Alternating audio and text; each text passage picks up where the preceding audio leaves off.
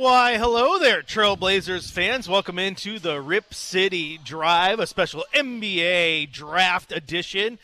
We are live here at Dr. Jack's right now, where they are setting up, getting ready for the block party that's going to take over the Rose Quarter. Start time for that, 4:30, but I'm starting to see fans outside. They're trickling in, getting excited, and it's fitting that Michael Shacker picked You Could Be Mine by Guns N' Roses as the intro song, because that is what Joe Cronin and company are doing when they are looking at the draft board.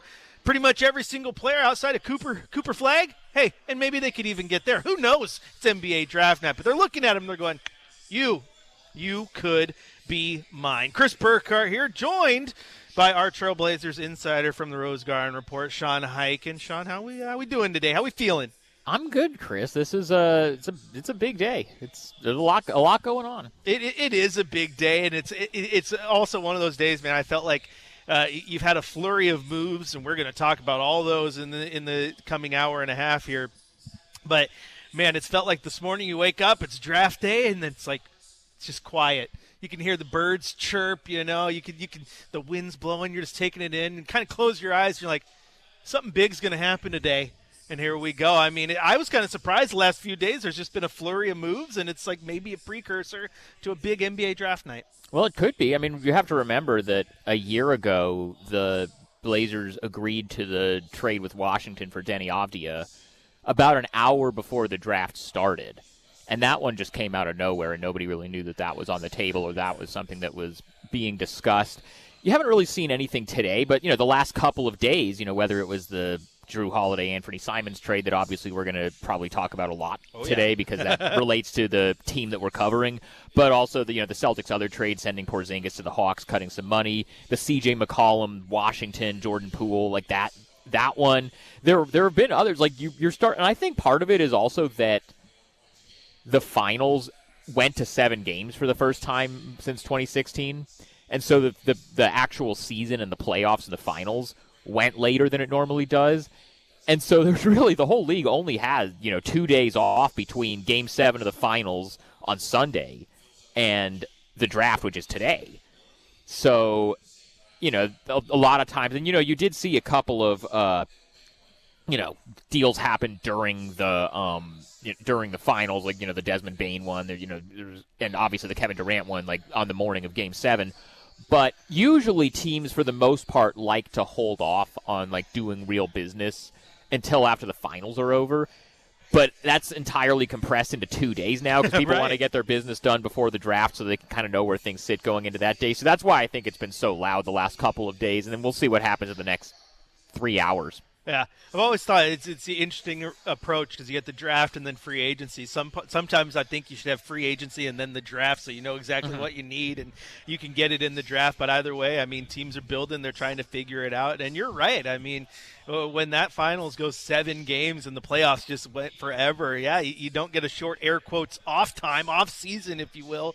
You just go right into it, man. And the NBA finals, too, it's a good thing that you only had 2 days break before the draft because the only thing that made that finals bad was the Halliburton injury. Outside of that, I thought the finals were incredible. The basketball was great.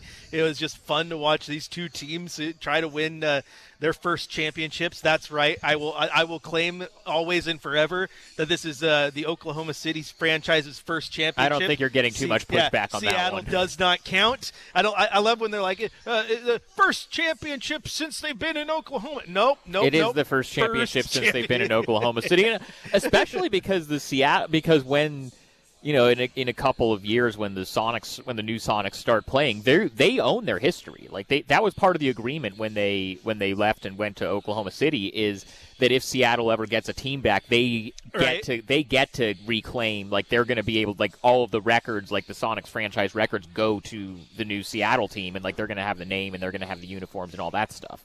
All I know is Indiana had a bunch of greats, right? Meta World Peace was there. Yeah. Obviously Reggie Miller.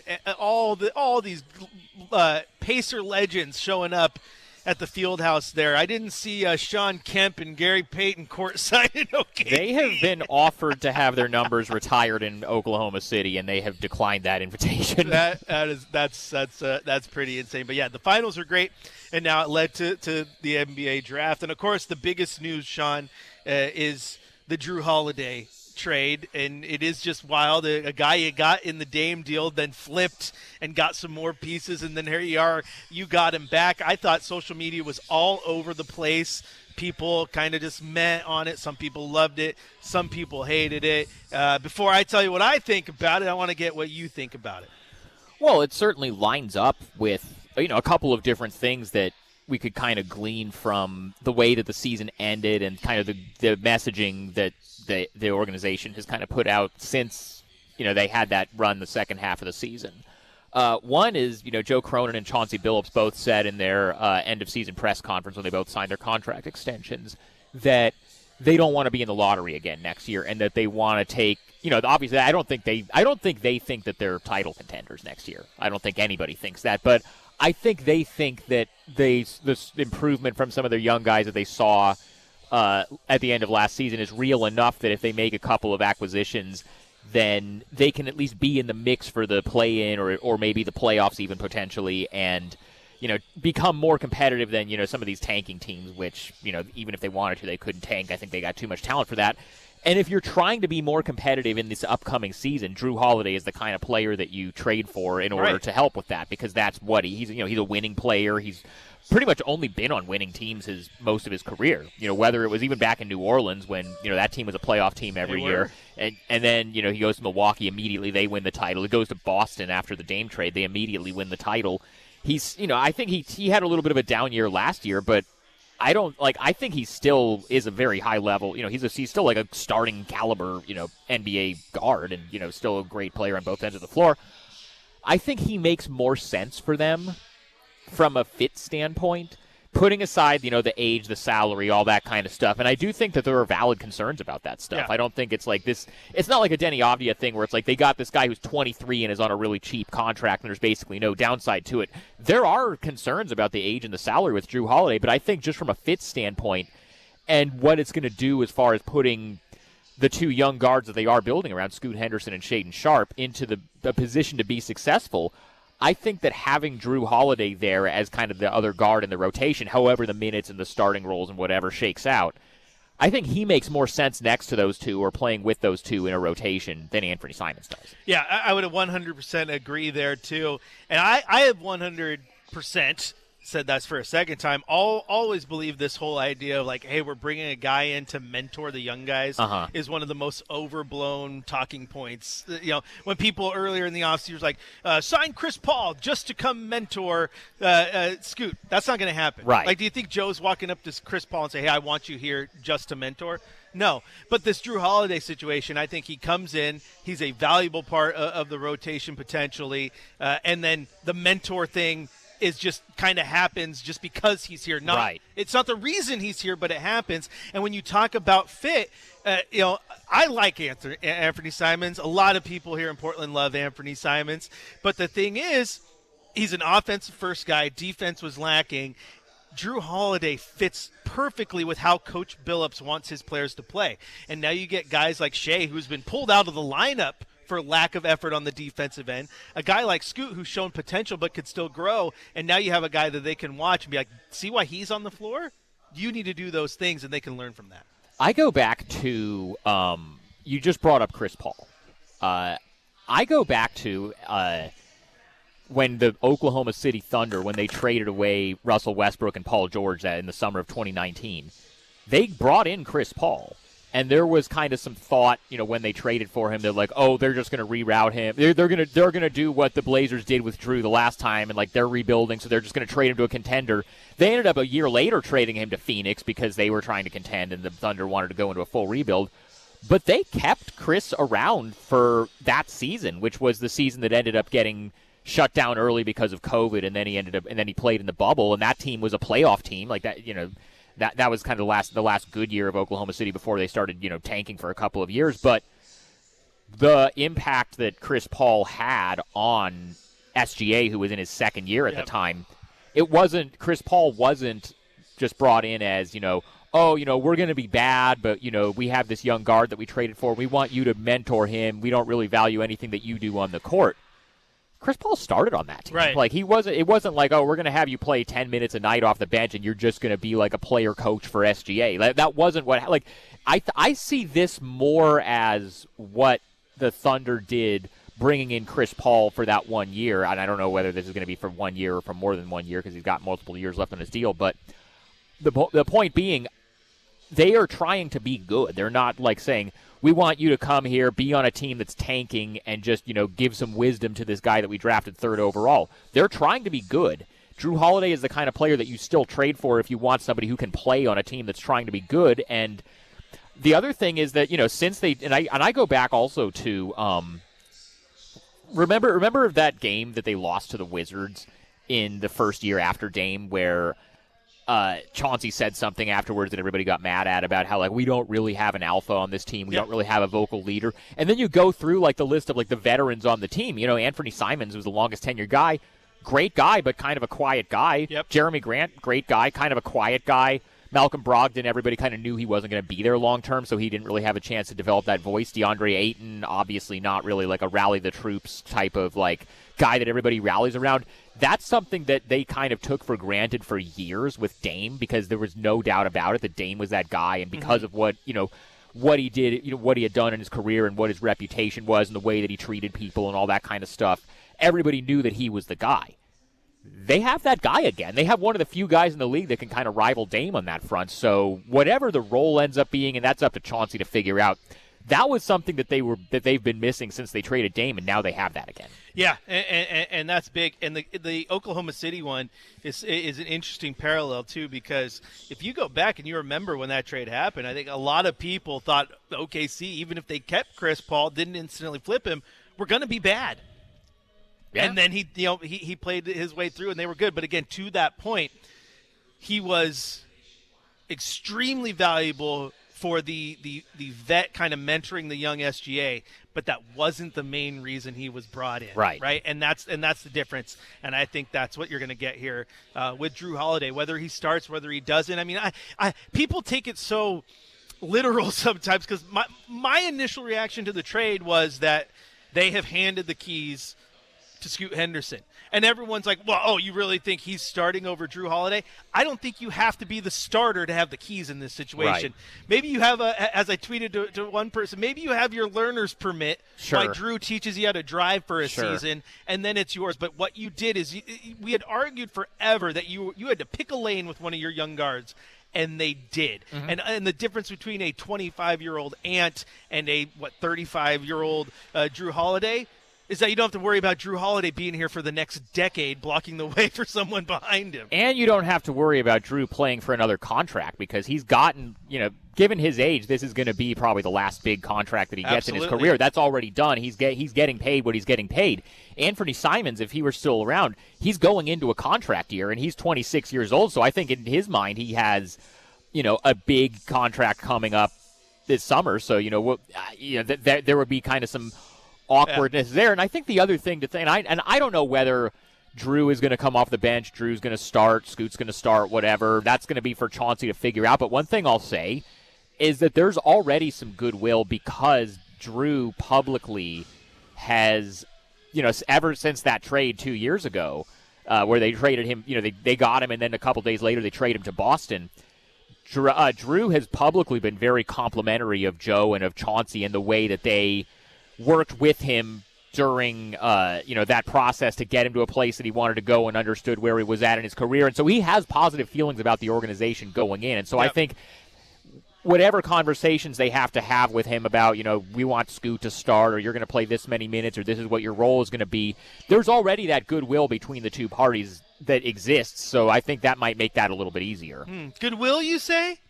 Don't believe everything you read, kids. Don't believe everything you read. Chris Burkhard here with our insider Sean Hyken, special NBA Draft Day edition of the Rip City Drive. We're here live at Dr. Jack's, so if you're coming down for the Rip City block party, come say hi. We're going to have wall-to-wall coverage. Sean and I will be here until 4:30, and then Travis Demers and Francis Williams will take over and get you through draft night. This is the Rip City Drive on your home of the Blazers, Rip City Radio 620.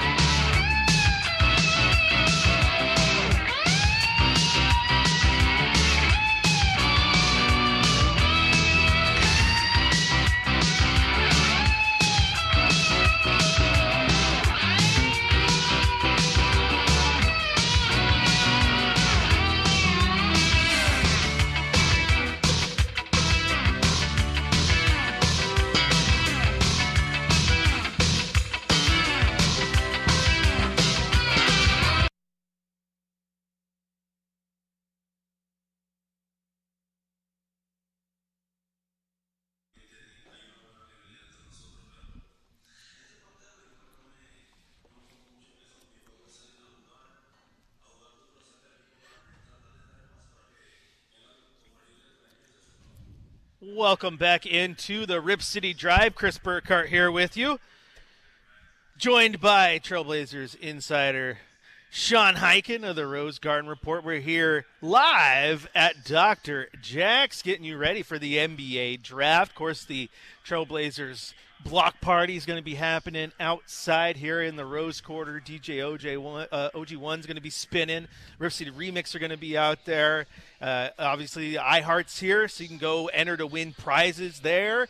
And, of course, you can come say hi, get ready as we continue to break down the NBA draft. And we do have wall-to-wall coverage. Sean and I will be with you until 4:30, and then we're going to hand the headsets over to Travis Demers and Francis Williams, who will get you through the draft and beyond. And a very special reminder that tomorrow morning, a very special early morning edition of the Rip City Drive as well. You'll still have the afternoon one, too, but we're going to be on from 7 to 9 in the morning talking the NBA draft, just in case, you fell asleep and you missed it. But, Sean, before we left, we were talking about Drew Holiday a little bit. And, of course, maybe we'll talk about him some more. He's going to be a topic for the coming weeks, right?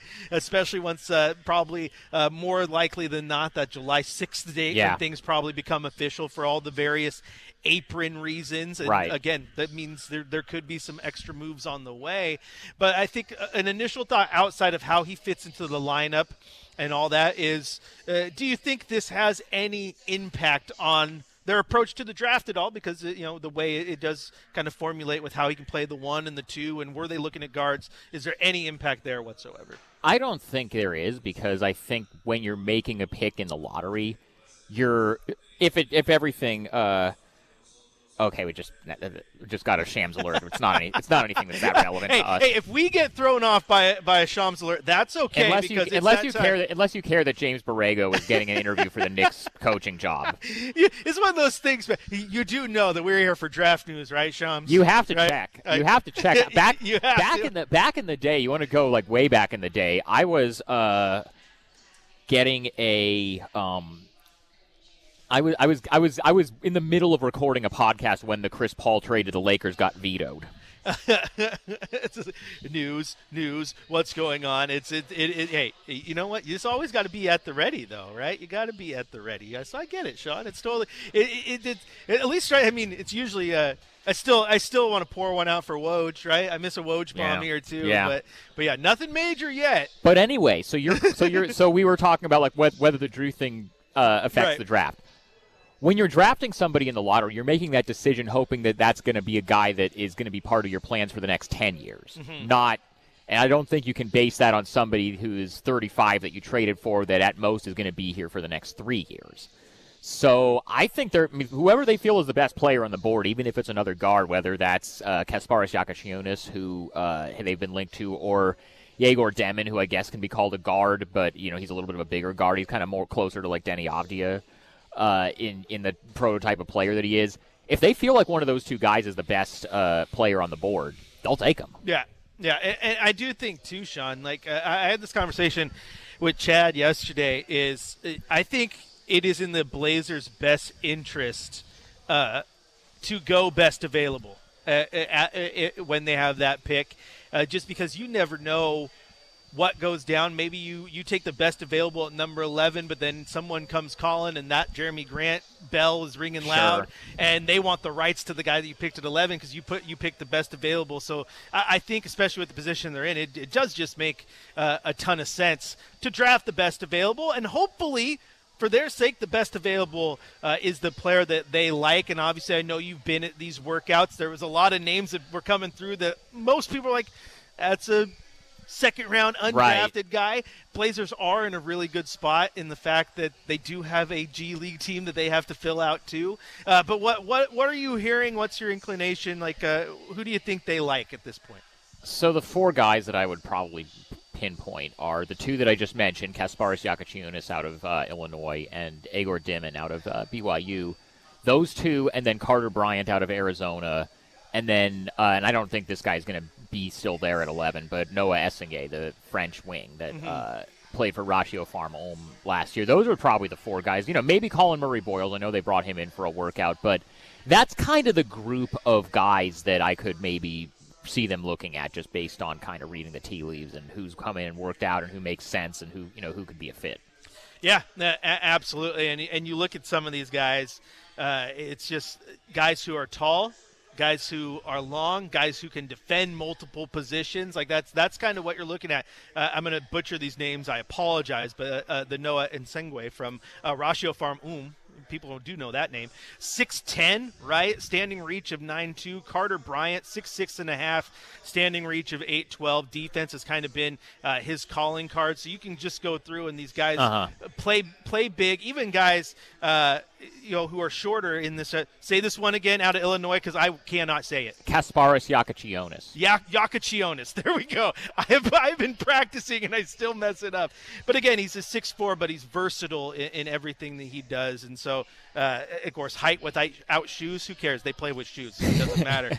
But again, I think there's some versatility there. I think Carter Bryant's one you've seen a lot linked to the Blazers through various mock drafts. But at the same time, mock drafts are just that. They're a mock, and sometimes they have some info.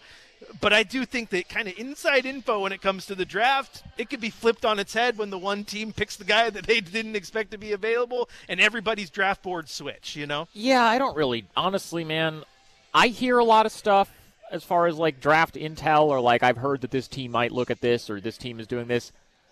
I don't really take any of it seriously, whether it's related to the Blazers or any other team, because I just assume that anybody who is telling me something about what a team's plans are either doesn't actually know or is purposely putting something false out there to try to misdirect people. And like what is in it for, somebody to tell me like what the team's actual plans are? They can say, maybe, hey, we like this guy because they want it out there that they like this guy because they want to incentivize a team to trade up for a guy. But it's I try to not really, and this kind of goes for trades too. I kind of just am like, they're going to do what they're going to do, and it's a lot of the stuff that you hear about ahead of time doesn't really. Yeah. Well, it's funny too because like with the Drew Holiday trade, right? I instantly start breaking that down as if he is here for the long haul. And people are like, oh, they're going to flip him or they're going to do that. And I go, well. And I checked on it and was pretty quickly told, no, they're going to keep him. But even so, it's like my job in breaking that down is I don't have the intel on I'm not Joe Cronin, so I don't know if they're going to trade him tomorrow. I don't know if they're going to trade him next year. So I'm just working on the assumption that he's here, and that's how I break it down, right? And so kind of the same thing with what you're talking about. You don't know sometimes what's going on because anything can change, man. Well, the first Drew trade was a little bit of a different thing because as soon as they traded for him, it was like, okay, there makes no sense for a team that's entering a rebuild to have Drew Holiday. Like they'll trade him, and there will be a market for him. They'll be able to get stuff for him, and that's what ended up happening. Now it's a little bit of a different thing because, like, even if they tried to like turn around and trade him right now, on 2 years older than he was the first time on that contract, I mean, he's still a good player. He is, but the Blazers just traded. The Celtics got Anthony Simons and 2 second-round picks for him. They didn't get like 3 firsts and like a good young. They didn't get the type of haul that maybe the Pelicans got when they traded him to Milwaukee 5 years ago. So, and then the other part of it is that the way that this front office has operated, whenever they've done any of these trades, they've always kind of defaulted to going after players that they specifically wanted rather than just like, we'll take whatever salary and then just a couple of draft picks. Like when they did the Dame trade, when they got Drew, who they ended up trading because he wasn't part of their plans, DeAndre Ayton was somebody that they really wanted from Phoenix. That wasn't just salary to offload Nurkic. They felt like DA still had some upside left, and they wanted to try that out. When they did the Drew Holiday trade, obviously the 2 picks that they got ended up helping them get Denny Avdia, but Robert Williams was somebody that they wanted because they thought that he could be, somebody that could fit with them long term, and he was young enough and he was athletic enough. Now, obviously, Rob has had the injury problems that he's had, so I think you can't really say he's part of the long-term plans anymore. But that was the philosophy. They traded for, they were still rebuilding, and they gave up draft capital to get Denny Avdia last year because Denny Avdia specifically was a player that they liked and they targeted and they wanted.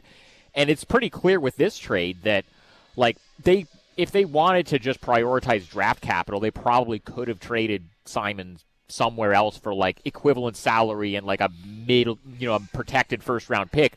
But they specifically wanted Drew Holiday because they wanted Drew Holiday, and so that's who they ended up targeting, and that's the way they ended up going. Yeah, I would also say too, and the Blazers are approaching that a little bit again. That's why, as Sean has pointed out on his social media, so make sure you're following @Hike and on Twitter and Blue Sky. But there's a reason that this trade has not been announced officially in any capacity, because of why it makes sense to wait till the clock basically flips over on July 6th and free agency and all that, because of the first apron, the second apron, and you're seeing how impactful that is right now in Boston, right? Yep. Because they had to offload some pretty good players to get out of the second apron, try to rebalance a little bit. Everyone thinks they're blowing it up. No, they're in my opinion, they're getting through the rough waters of this new CBA and trying to be as competitive as possible while doing so. But in the long run, sometimes these draft picks who already had value might have a little bit more value, because that rookie scale contract looks a lot nicer than a bunch of dudes making 30 and putting you into the second apron. Well, yes and no. I think first-round picks have more value than they ever have before. I think second-round picks might even have, and this is why I don't care at all that the Blazers gave up 2 second-round picks in the right. Simons trade. Like, first of all, you can always buy a second-round pick if you really want one. As I said on RipCityDrive with Chad the other day, I'm pretty sure you can buy a second-round pick on eBay if you want it. You can, they're not hard. But the reason that I think second-round picks have kind of gone the opposite way from first-round picks is because of the way that college basketball works now with the NIL stuff, and especially like this new court ruling that allows colleges to just pay players outright. A lot of the types of guys that you're maybe going to take an upside swing on in the second round normally could pop and become real contributors. A lot of those guys now are going back to school because there's more money in it for them to go back to school than for them to enter the draft and then fight to maybe make a roster or have to go overseas or whatever. So the second round, as much as these first round picks are so valuable because of the guaranteed, cost controlled contracts and having a young guy on a cheap contract for the first 4 years of their career, the second round is not as deep now because you're seeing so many that guy Yaxel Ledenberg, who was he was a transfer to Michigan, but he was deciding whether he was going to come out of go in or come out.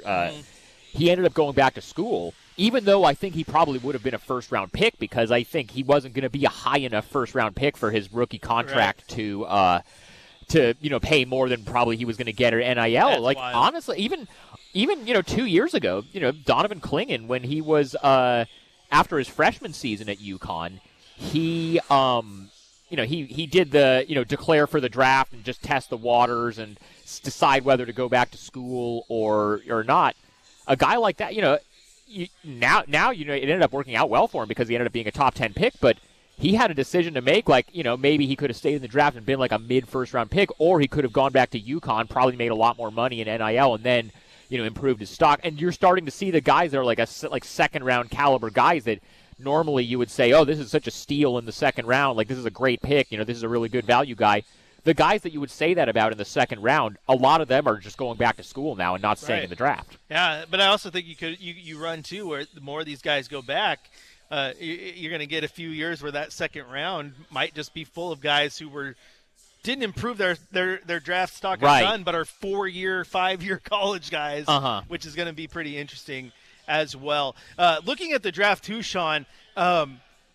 Again, this is something I'm not saying Portland is involved or could be, but it would make sense to at least make some calls. Is a team like Brooklyn, with the trade that happened yesterday, that 3-team trade with Kristaps Porzingis going to Atlanta, Brooklyn netting a pick, 5 first-round picks, and I don't see a team using all 5 of those, and maybe there's a situation where a guy they like is available at 11. Okay, well, 11 for 19 and 22 or something like that. Maybe it's the 12th pick. I feel like Brooklyn is going to make a move, and maybe that's that little domino that starts some things moving too. I don't think the Nets are going to use all 5 of the first-round picks on players that they're going to keep. Pretty so wild, that's absolutely true. But I don't know. I mean, you can't completely rule it out, but hold on. Yeah, whatever. We'll talk about that. But no, I will.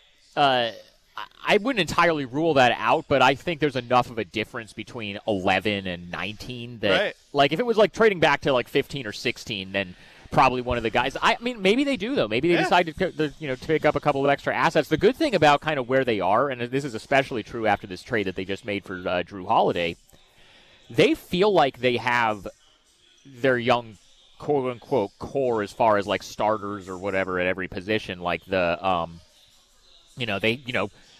putting aside the Drew Holiday part or Jeremy Grant still being here, DeAndre Ayton still being here, whatever. Scoot Henderson, Shaden Sharp, Tumani Kamara, Denny Avdia, Donovan Clingan. Whoever they draft at 11 is not going to be coming in thinking, oh, this guy's going to be a starter and is going to play a lot of big minutes. Like, it's going to probably, like, whoever it is, unless it's like a Tumani Kamara thing where they come in and it's clear right away, like, as a rookie, you can't keep this guy off the floor. You have to play this guy. Right. Whoever they draft is probably not going to play that much this first year, especially if they're trying to be good. And so they can afford to just take whoever they think is the best talent and not have to worry about, how do they fit positionally with whoever. Oh, no, I would agree there. I do think there's some positions that they could look at that going to open the door to getting on the floor a little bit. Like I said, I think that backup, even though you got Matisse Thybulle, who did opt into his option, it's like that backup small forward. And I think power forward is definitely something they need to look at. If they intend to move off of Jeremy Grant, they need to get that power forward spot some depth as well. So that's where those things come into play. And that's why I like a lot of the players that they are looking at. And, again, it's just kind of the way the NBA is going because, quite frankly, a lot of the players in the draft are this way this year, which is why I think this has been labeled as such a deep draft, is the fact that so many of these players have the versatility to play those multiple positions and fill multiple spots, which is just so valuable for a prospect right now. Yeah, absolutely, and you can tell that that's something. The only guy that they've drafted or that they've brought in, as far as like the young guys that are on this timeline that doesn't have like multiple positions that they play, it's really just Donovan Clingan. Everybody and Scoot Henderson, I guess, but Shaden Sharp is a wing; he can play the 2 or the 3. Denny Avdia can play 2 through 4. Kamara plays 3 and 4. Like. Even further back in the rotation, guys like Chris Murray and Rayon Rupert, they have multiple positions that they play too. Yeah. Clingan he's a little old school in that fact. He's like, I'm a center and I'm nothing else. Yep. Yeah. So and that's the part too, Sean, that like has me so intrigued going into next year is you're gonna we're talking about the draft and all that, but I mean. We're talking Donovan Clingan getting a true offseason in the NBA, and if all these guys continue to make some of the jumps that we've seen, then there's a lot of intrigue here with whoever they add at 11 or elsewhere, because who knows, because the NBA draft's crazy. But right now, with the draft, a little over an hour and a half away, 11 pick, who are they going to take? It's going to be a fun one. I don't know why. I just love draft night. It's always fun just to see what's going on. We're here right now, Sean and I, at Dr. Jack. So if you come on down, come say hi. You should be on your way, quite frankly, because it's the Blazers holding the block party out here at the Rose Quarter. They're getting everything finished up. I see a couple news stations out here. DJ OG1's going to be playing some music for you. There's going to be plenty of sponsorship tents. We're going to have an iHeart tent out there in the concourse. We can go out there and enter to win some Trailblazers prizes. It's absolutely phenomenal, and you can sit here with, a couple hundred of your favorite friends, grab a bite to eat, grab a drink, and watch the draft with you. Sean and I will be here till 4:30, and then we're going to hand it off to your radio voice of the Trailblazers, Travis Demers, and his partner in crime tonight, Francis Williams, and they're going to take you through the rest of the draft. Wall-to-wall coverage only available here on your home of the Blazers, Rip City Radio 620.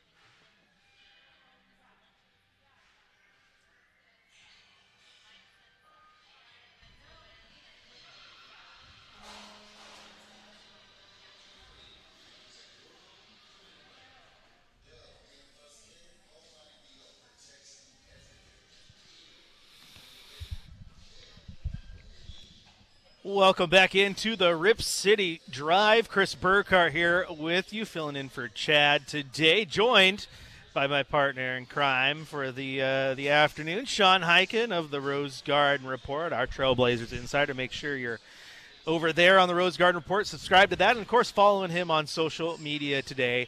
And always at Hyken. You can follow me at Chris J. Burkhart. Make sure you're following the station, Rip City Radio 620, on all your social media platforms, because something tells me there will be things to post about in the coming hours, whether it's trades or draft picks or whatnot.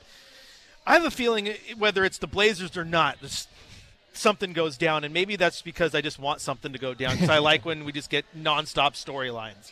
Yeah, it's always really funny when, we think, oh, this is going to be a quiet year, I think, just kind of draft-wise. There's not going to be any picks or traded or players or anything. And then it ends up being like the craziest one. And then there are some where everybody's saying ahead of time, this is going to be one of the wildest off seasons ever. And usually that doesn't end up shaking out. This one, I think, because people are grappling with the second apron stuff that we talked about a little bit in the last segment with the Celtics and some of these other teams like Phoenix already with the Kevin Durant trade and, other teams, Denver probably has to do something at some point. There's going to, I think, be a lot of moves this summer, but I don't know how much of it is going to be draft night and how much of it is going to be in the next week between, or not even week, like 5 days until free agency starts on June 30th. Right. I mean, it's just, like you said, with the finals going 7 games, you got a quick turnaround there. We had a quick turnaround here, too. Like I said, free agency will start. You'll have, the 6 days of the moratorium period, and then you'll be able to officially make moves there on July 6th. And then 4 days after that, Summer League in Las Vegas is starting. Yeah. So I just like, too, now how you can just say Summer League. Remember, it used to be like, which one, Salt Lake or Las Vegas? No. They still have They still have those, but only one of them has just laid claim to that is Summer League. Well, the Orlando, the other big one used to be Orlando. Now, they have one, the California Classic in Sacramento, which is just, the 4 California teams. It's the Warriors, Lakers, Kings, Clippers. And then there's one in Salt Lake City that a handful of teams play. The Blazers never go to any of those other non-Vegas ones, but Vegas is where I will be for the first 6 days of Summer League from the 10th to the 16th of July. Yeah, it is pretty crazy, though, because it wasn't that long ago that it was, maybe like 16, 17 teams would be in Vegas. You'd have a large chunk in Orlando, and now it's everyone funnels to Vegas. And I've said this before, Sean. I'll say it again. I will say it every single time I can. I know it sounds weird because we've been fortunate enough covering the Blazers. We had the 2019 run, Western Conference Finals, multiple trips to the playoffs. I don't think there is a better event on the NBA calendar when it just comes to networking and talking and just getting a great vibe than Summer League. It's gotten too big. It is big. But that's my take on it. It's become like Coachella, where it's more of a place for influencers to be seen at than it is for what it actually is. But it is still a worthwhile event. I mean, we'll see what it is with the Blazers this year, because the last couple of years, Scoot Henderson was a 3rd overall pick, and that was also the week after Dame requested the trade. So that was there was a lot going on there. Last year they had a top 10 pick and Donovan Clingan, and so that was a big deal.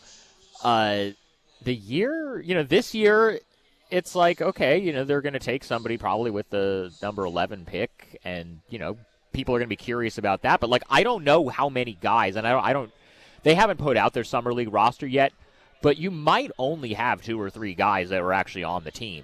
Think DC goes down? I don't think so. You don't think so? I think if he came to the front office and said, I really want to play at Summer League, I don't think they would tell him no. But I don't know if they feel like he needs it. Yeah, I think that's why I asked. He's fringe to me, because I could see where it'd be beneficial, but I also think he did enough to. Right. I don't think he needs it, but I also think knowing what I know about the way these guys operate with that stuff. If he, in the same way that they'll always encourage their guys to do national team stuff and any other opportunities to play high level basketball like that. If Donovan went to Joe Cronin and Chauncey Billups and said, "Look, I really am just dying to get back out there. I want to play Summer League," they wouldn't tell him, "No, you can't do it." But the 2 guys that I think are definitely going to be there are Rayon Rupert and Sidi Sissoko. Okay. And maybe Bryce McGowan's, I don't know, but he's not under contract right now, so if they re-sign him to another two-way, or maybe he plays summer league with the Blazers and that's his audition for another team to give him a full NBA contract. I don't know, but Rupert and Sissoko are the two guys that I would most strongly expect to be at summer league. Plus, obviously, whoever they draft today with the 11th pick. They have first right to like their G League team to send those guys. Like I know you just mentioned like Ryan Rupert and Sissoko, but like you know how that works like in the grand scheme. I mean, it's just you can accept an invite. Okay. If you're not signed, you can accept an invite. I think if a team has your G League rights, they probably just default to that. Okay. But if you're not under an actual NBA contract or like a training camp contract or an Exhibit 10 or a two-way or any of those, you can accept a summer league invite from whichever team wants to give you one. All I know is it's just so nice to have a G League team Uh-huh. right there in your own backyard. Remember for like the longest time, it's like, okay, we're sending so-and-so down to the Idaho Stampede for like 2 weeks, and then they're going to come back, play a game, and then we're going to send them to the Dallas. Anthony Simons with the Ontario Clippers. Dallas's G League team, and it's just all over the place. Your radio voice of the Trailblazers, Travis Demers, walking by, giving fist bumps. He's ready. He's got coverage locked in. We're going to take a break here in a few minutes. Maybe we'll throw that third mic on there, see what he's doing. We could do that. Have some fun. Have some fun. He doesn't have the kids coming in trying to get him off the phone now like he did the other day. It was funny. He had his interview with Chad on the radio. He's like, the kids are downstairs on their tablets. They might come in and try to get me off the phone. And I felt that because I don't know what it is. If a kid's max volume is 10, when mom and dad are on the phone, the max volume's 20, and I don't know how it works, but it's just factual. They find ways to get louder and to get you off the phone. They like your time. All right, Chris Burkhard here with Sean Hyken. We're here at Dr. Jack's. Fans starting to pour in for the Blazers block party, getting you ready for the NBA draft. All going down right here on your home, the Blazers. Rip City Radio 620.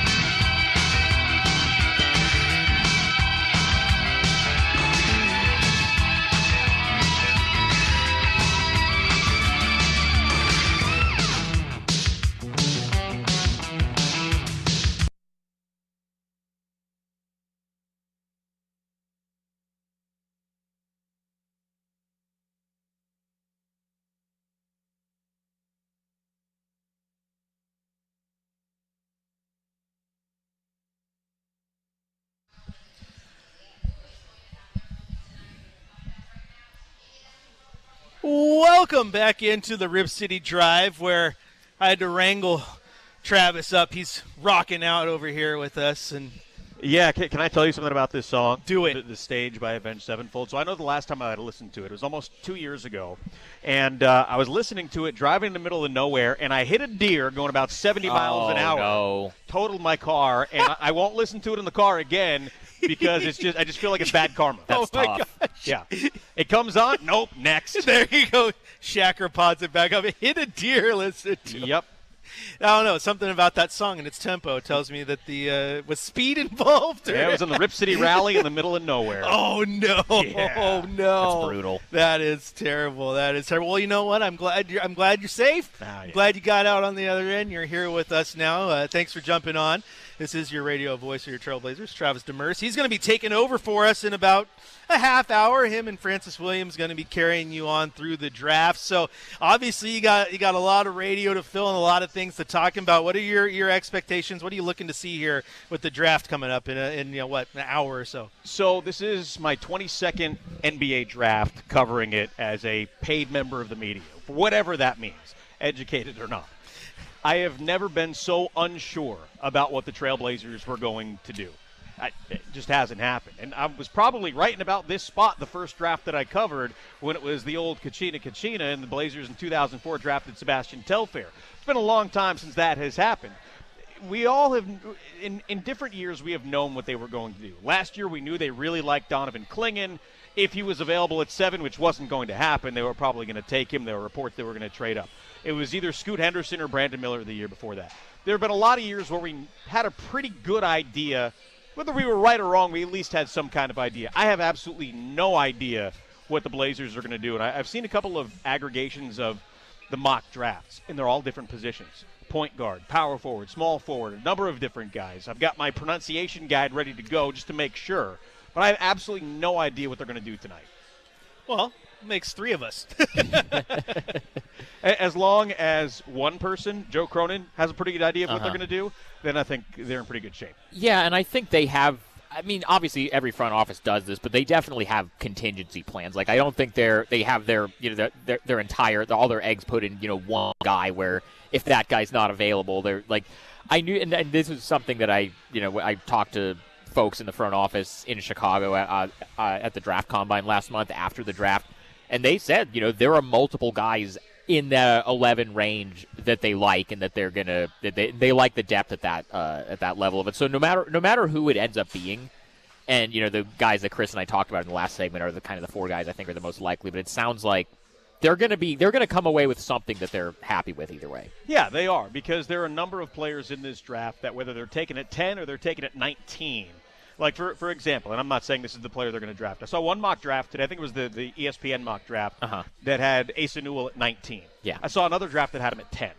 That's how wide it is this year. And I don't think drafting somebody that could go 17, 18, 19 at 11 is a reach.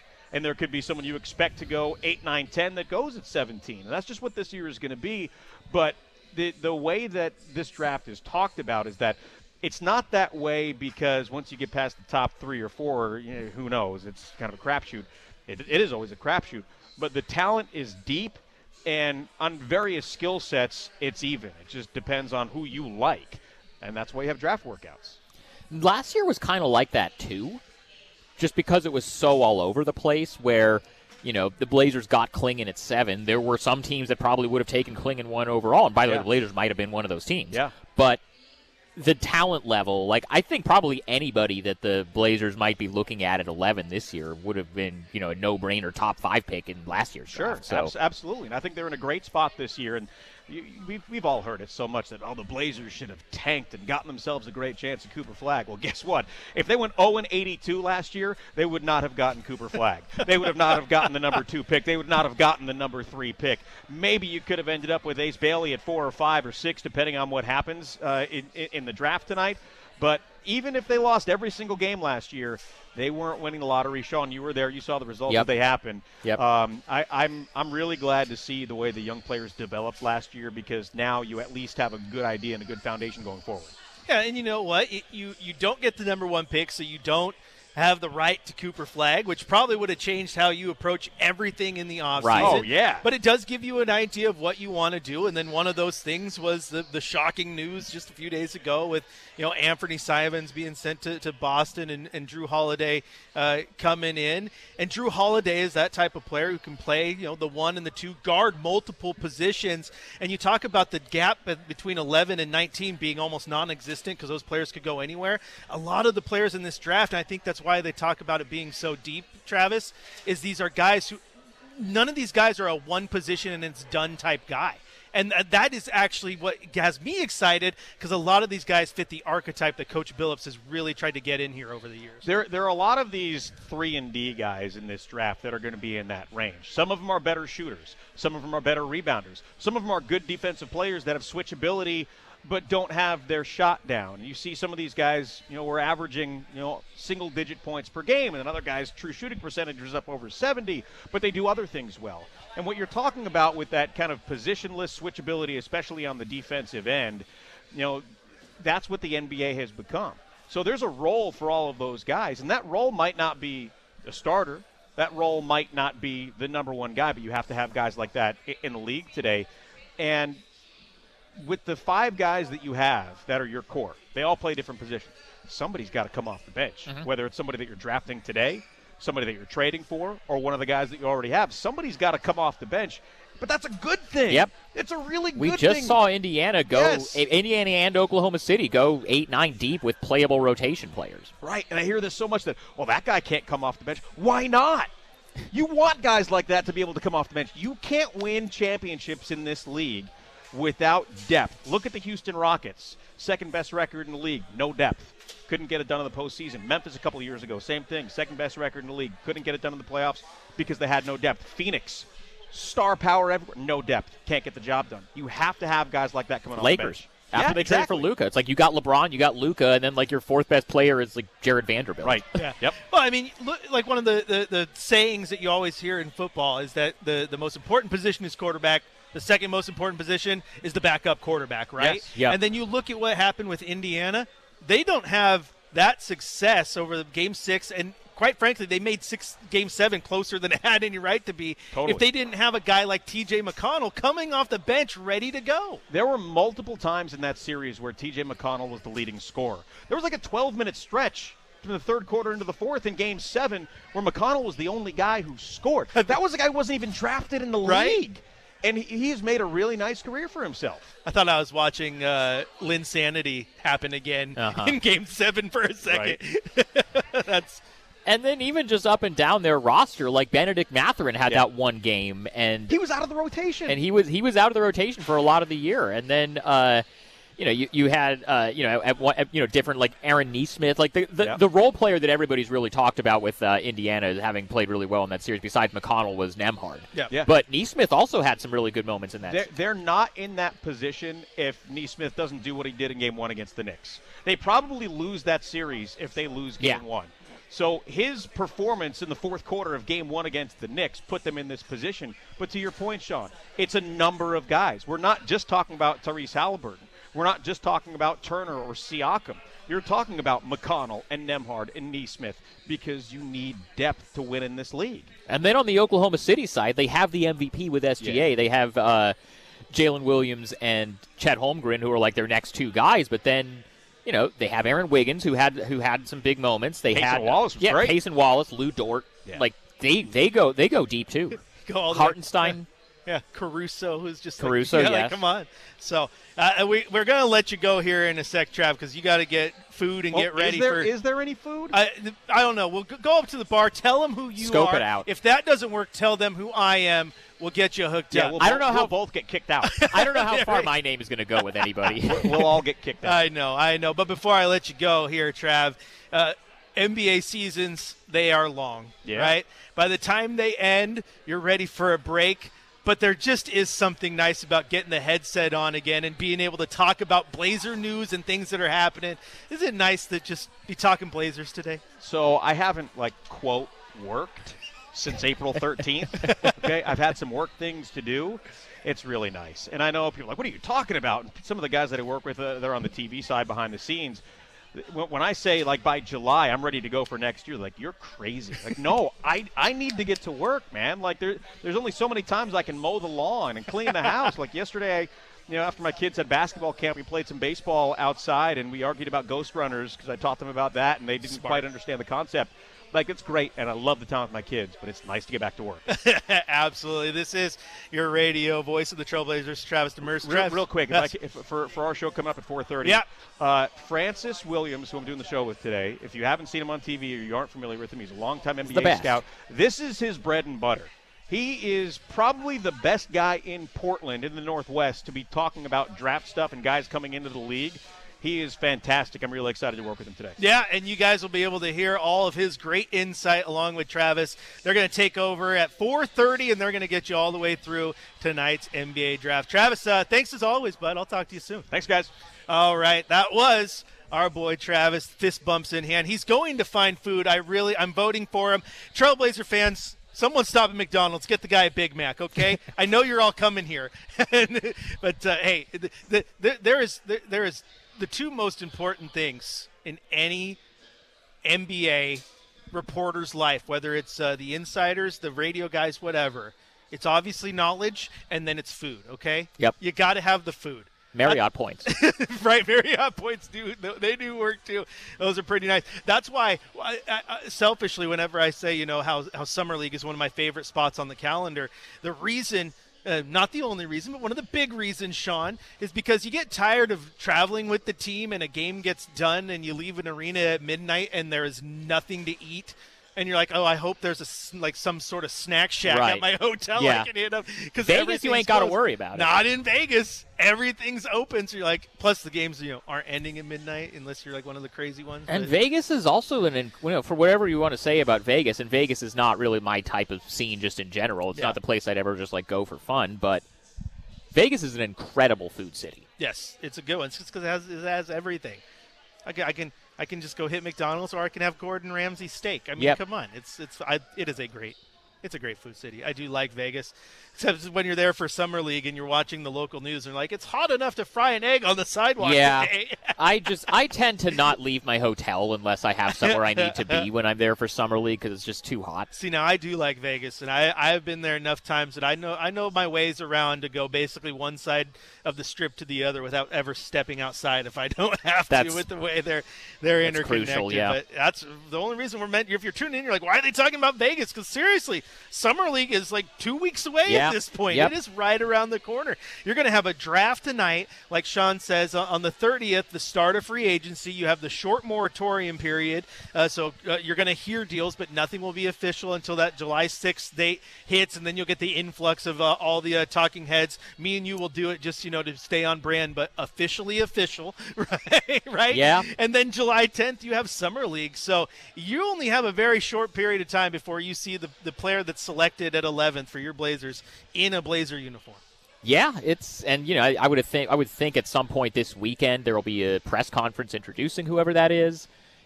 Obviously the date and stuff on that will be kind of figured out ahead, in the coming. But usually, it'll be like a few days after because they got to get the guy into town, and then it'll be like, oh, what is his jersey number going to be, and like what's is he did he bring his family, like what's his clothes situation. It's that stuff's also fun. Yeah, let's see. Is anyone going to have, the fancy stuff like Scoot Henderson? The fancy grill and everything kitted. And then Donovan just shows up with like a sweatsuit. Yeah, but then if you know Donovan, it just makes sense. So, yeah, we'll see what happens. I know tonight, for a fact, though, you're going to want to stay locked into us on social media and the radio station. So, at Heiken, at Chris J. Burkhard, at Rip City Radio 620. And then, of course, you'll have the dial tuned in listening to Travis and Francis.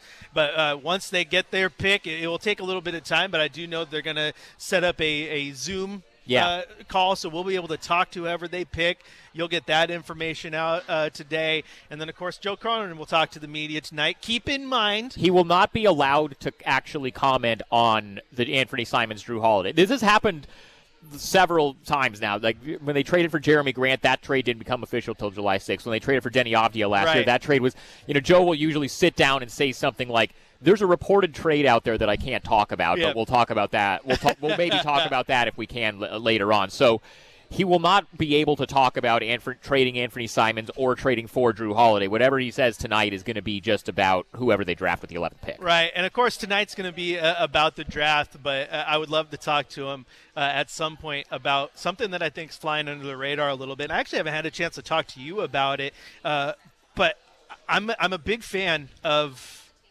this coaching staff that Coach Billups has put together. Yeah. I think Tiago Splitter has a chance to be a home run in this league. I really like Tiago Splitter. It's a great coach for a guy like DC to coach him up. Like, what are your thoughts on this coaching staff they've put together?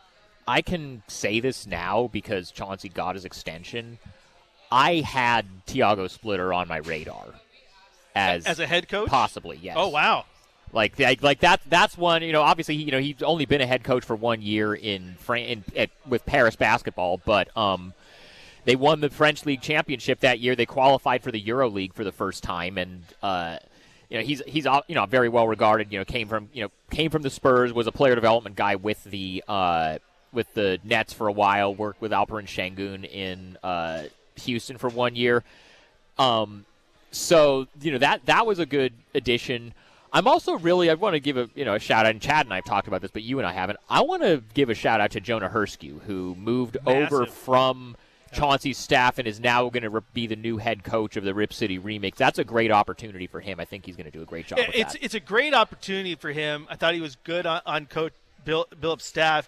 But also, you've gone down to those Rip City Remix games. Yep. Like, how important is it to have – you have a guy now who's literally he was in those huddles with Billups. He knows what Billups wants. I love Coach Moran. I loved him here with Terry.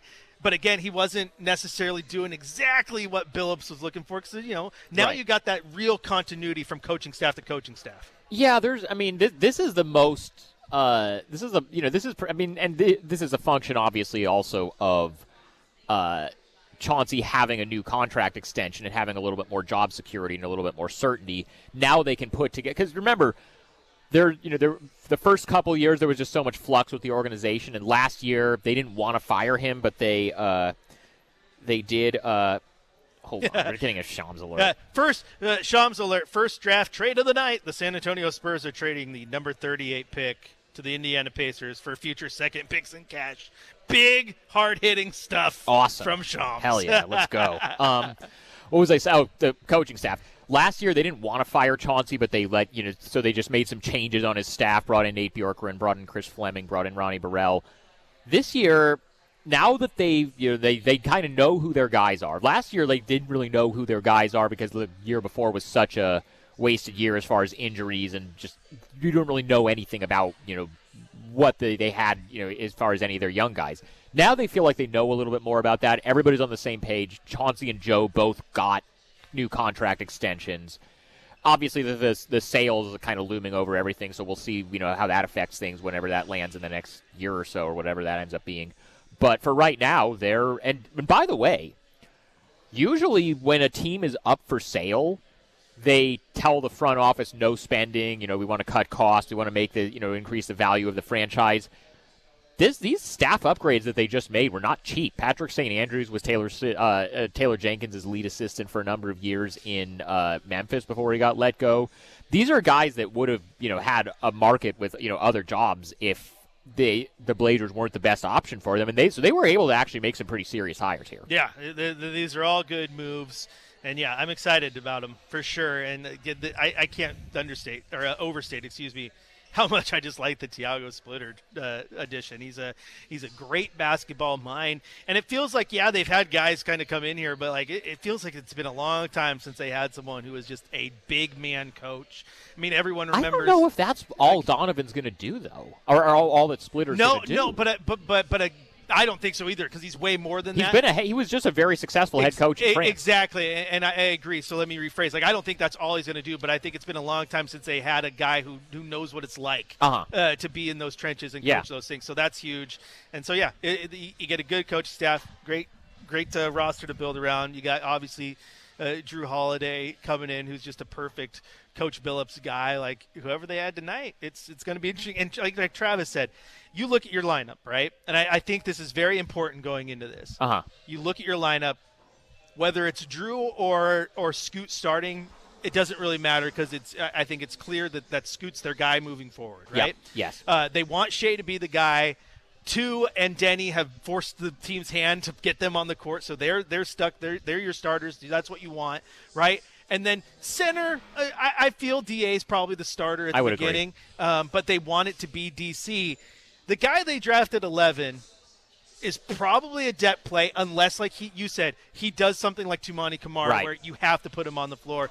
But they might not be drafting the next mega star at 11. Doesn't mean he can't turn into that. It's been done. Yeah, it doesn't mean they can't turn into that.